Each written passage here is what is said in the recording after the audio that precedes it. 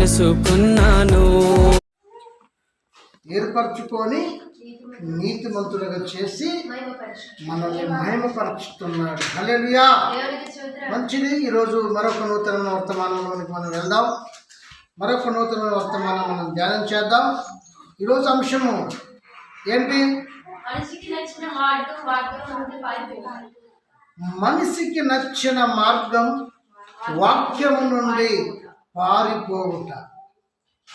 అవునండి, మనిషి ఒక మార్గాన్ని ఎంచుకున్నాడు. మనిషికి నచ్చిన మార్గాన్ని ఎంచుకున్నాడు. వాక్యము నుండి పారిపోవటం అంటే దేవుని మాట నుండి తప్పిపోవుట, దేవుని వాక్కు నుండి పారిపోవుట, దేవుని సన్నిధి నుండి వేరవుట. అలే